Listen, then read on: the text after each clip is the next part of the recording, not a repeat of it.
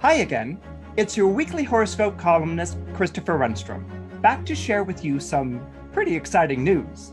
You will soon have a chance to study with me in my upcoming course, The Cosmic Calendar, produced here at Astrology Hub. The Cosmic Calendar is designed to teach you how to turn your birth chart into a personal calendar, one that's uniquely aligned to your natural flow and personal seasons. You'll be able to look at the year ahead and know exactly how to plan your life.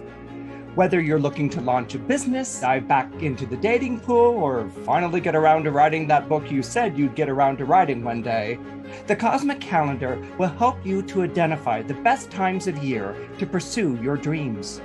So if you want to be the first to know more about the Cosmic Calendar, then sign up for the waitlist now at astrologyhub.com/cosmic waitlist. Again, that's astrologyhub.com/cosmic waitlist.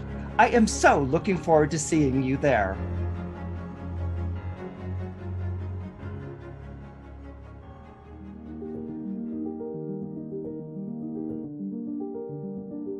Hello, my name is Christopher Renstrom, and I'm your weekly horoscope columnist here on Astrology Hub. And this week, I wanted to talk to you about Mars entering the zodiac sign of Capricorn on January 24th. Now, this sort of entrance is the kind of entrance that makes many astrologers shudder with fear and anxiety.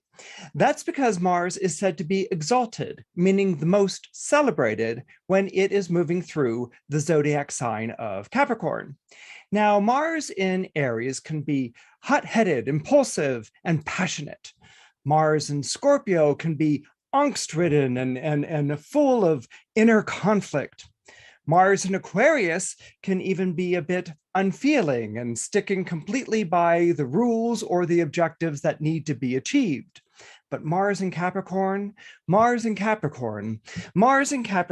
a reputation for being cold, unfeeling, calculated, and cruel.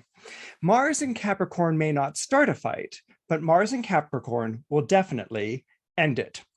So this is what sort of makes many astrology books a little uneasy whenever describing Mars in Capricorn. They'll say certainly that it's ambitious and it's driven, and it is. Mars in Capricorn will not accept defeat, no matter how many times it's handed it in the arena or a contest or job interview. But Mars in Capricorn has a tendency to keep on pushing, no matter what, to keep on pushing until it reaches the top. And this is something that we need to keep in mind with Mars, particularly when it's going through a zodiac sign like Capricorn. When you look at Mars in Aries, for instance, and the reason I keep returning to Mars in Aries is because Mars rules the zodiac sign of Aries. Mars in Aries wants to be first.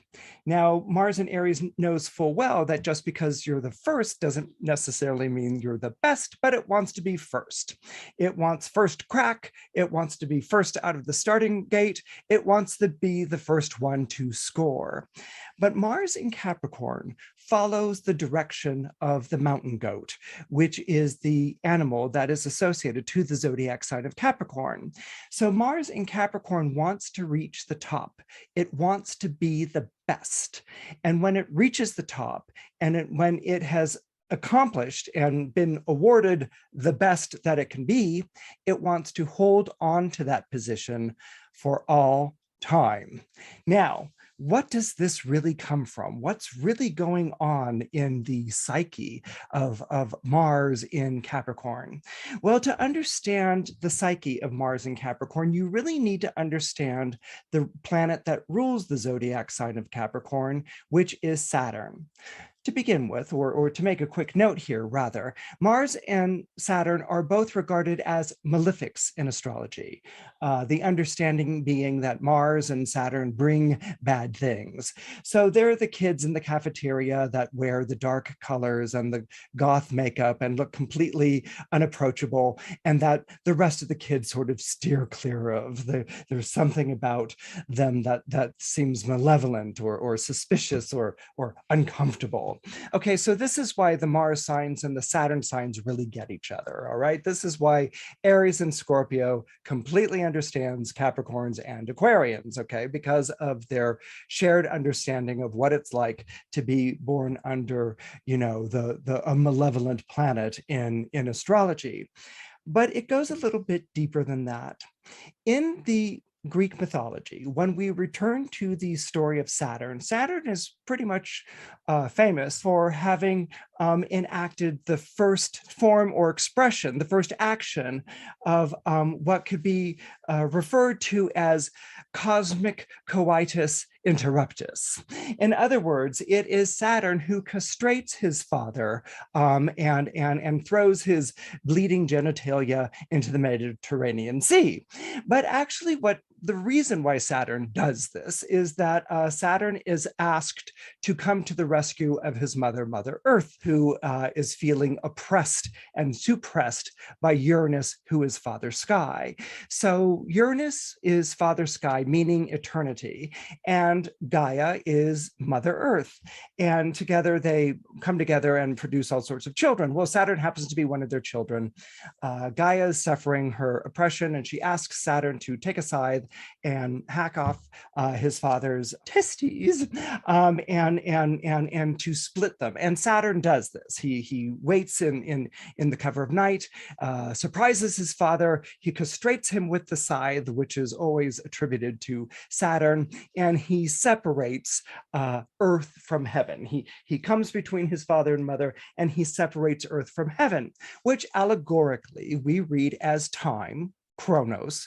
Saturn's Greek name is Chronos, time, Chronos. Time separates eternity from mortality, okay? It's not until Saturn separates eternity from mortality that we even have the notion of death.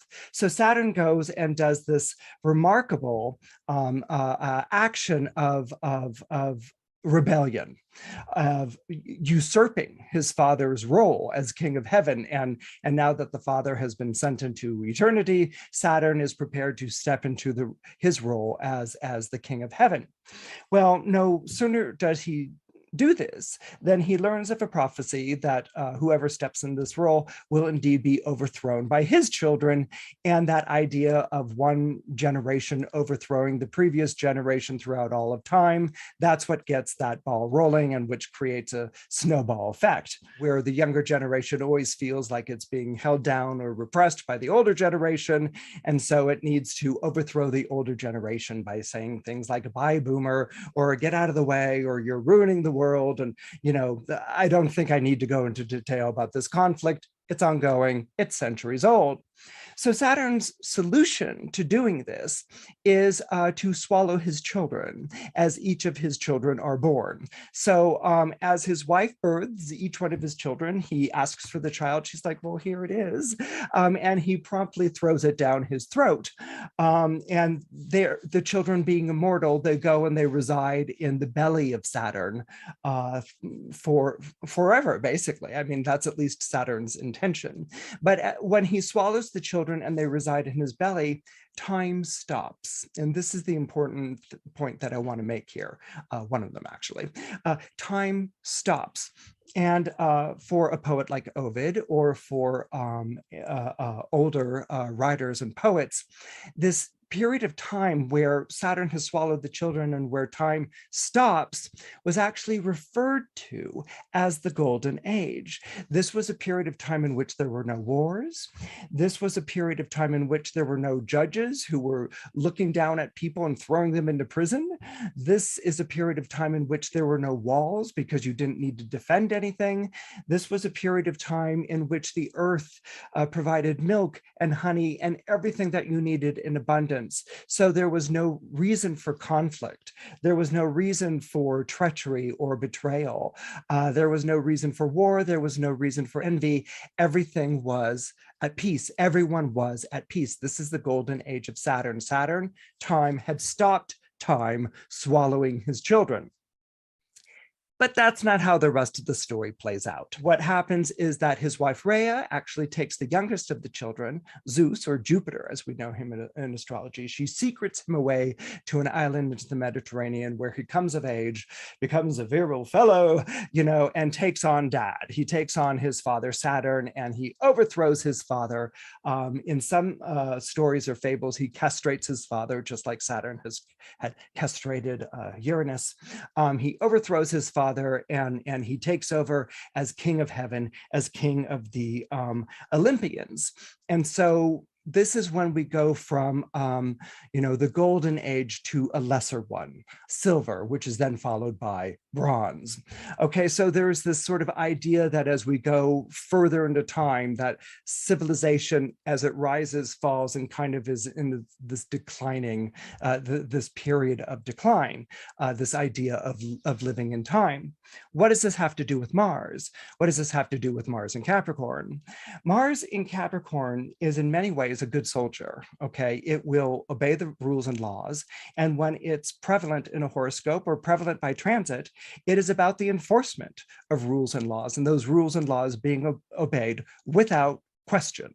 Okay, so it can also be, the person who says this is the way of the world, this is how things are going to be done, but it's also the army or the police or the backup, because Mars rules over people who are going to enforce, like soldiers or police. They're going to back up the rule and the law. And the rule and the law under Capricorn is going to be like absolute. So we get that sort of notion of control, okay, that Saturn's remedy to not being overthrown himself was to swallow his children and to put a lid on it and stop time. Being the god of time, he has the power to stop time as well. And that's exactly what he does. So what you can have here with someone who has a very strong Mars in Capricorn, or if Mars in Capricorn is very prevalent by transit, is this anxiety or this fear of being usurped. It's this anxiety or this fear of being overthrown. And so this is where the feeling of do not question me, do not go against me sort of comes in. Now, Mars in Capricorn also will describe in a chart a personality that is what I call a rags to riches personality. Usually, if you have Mars and Capricorn in your chart, you went through some really difficult times when you were younger. Most people with strong Capricorn in their chart have experienced hardship or rejection or some sort of ostracization. Say that 3 times fast. Ostracization, ostracization, ostracization. Oh my God, I think I did it. Okay, would have experienced some sort of ostracization or being cast out. Okay, it's kind of woven into the Capricorn psyche. It's woven into the Capricornian way of seeing things.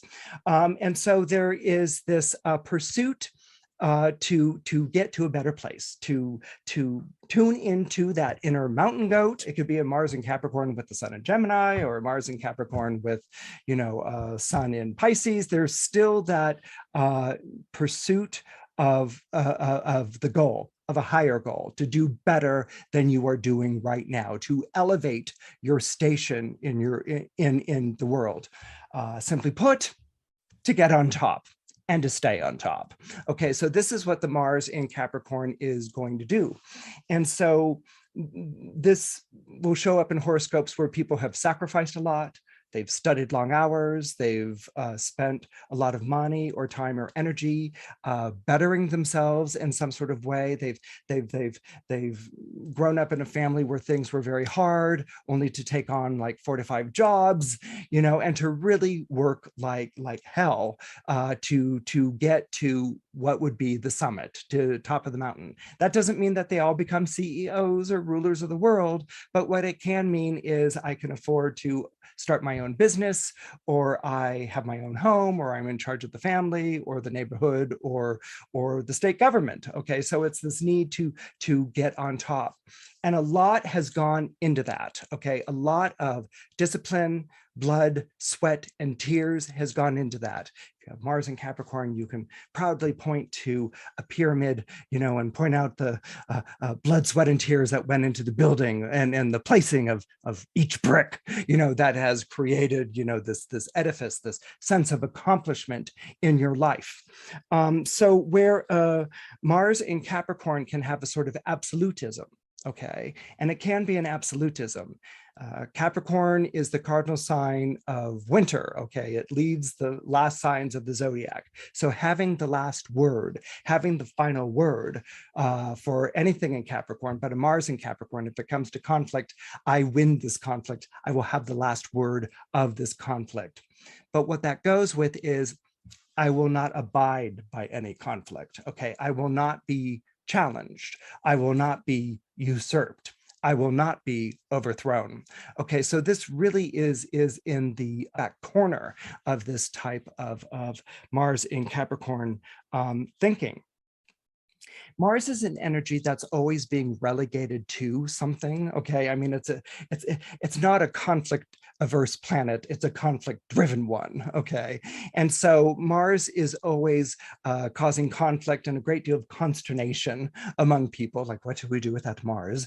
And so that's why Mars is often being relegated to things like arenas and stadiums, where to the games where people can compete, but it's ruled by the laws of good sportsmanship and conducting yourself. So there's always this need to sort of like control or direct the Mars so that it moves in a much more healthy direction, because Mars left unbridled will go after what it wants, and it will do whatever it needs to do to go ahead and get that.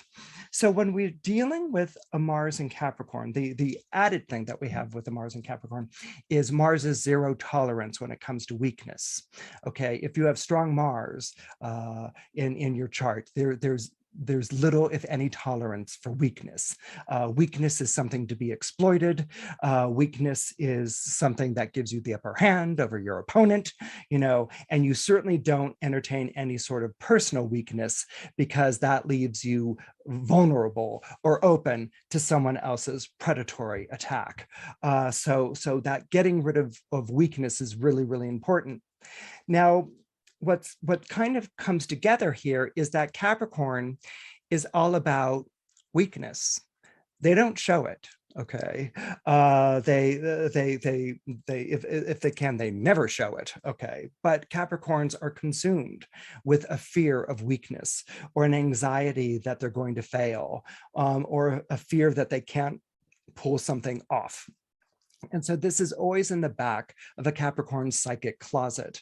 And if you know a Capricorn, or if you're dealing with a Capricorn, or if you're dealing with someone who's got Mars in Capricorn, in an emotional sphere, in a personal sphere, like a personal relationship or professional one, or maybe the two of you are always going at it at on the neighborhood watch committee, or something like that.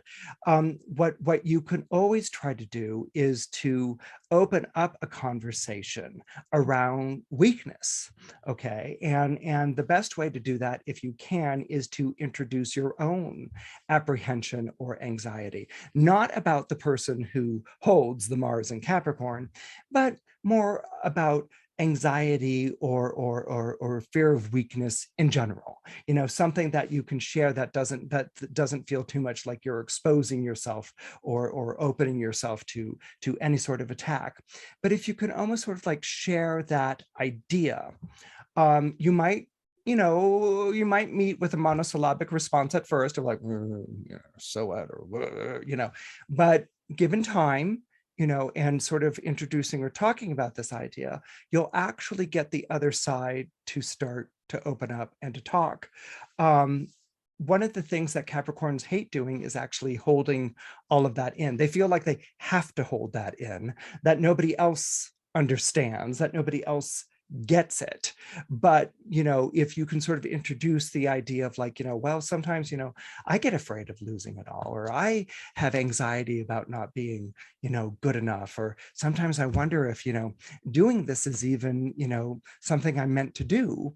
You sort of like float out those invitations to conversation, and you will, with a Mars in Capricorn, eventually have someone who will start to divulge, and someone who will start to share what's going on.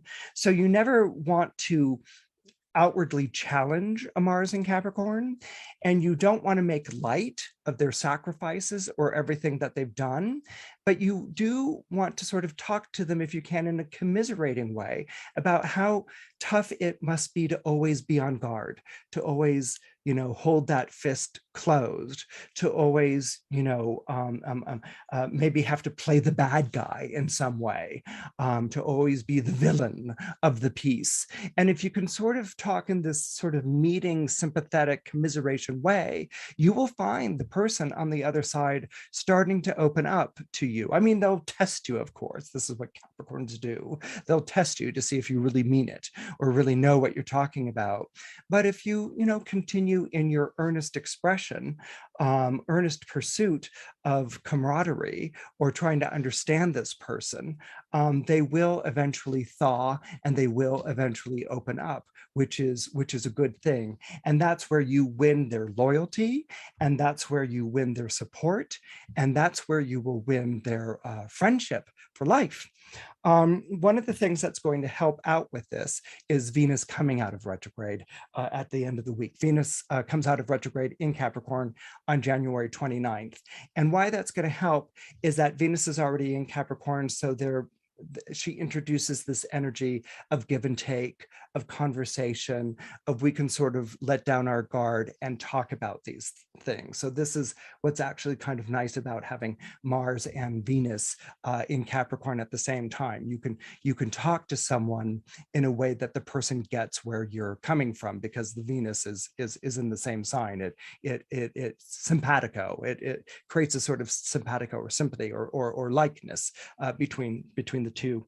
So these are things that I want you to keep in mind, as Mars will be in Capricorn from January 24th to March 5th. And if you pursue along those lines, again, you might have a curmudgeonly person, you know, to sort of deal with at the beginning, or someone who's very fixed or controlling in their manner. But by the time that Mars leaves Capricorn on March 5th, you may find that you've really won a friend for life.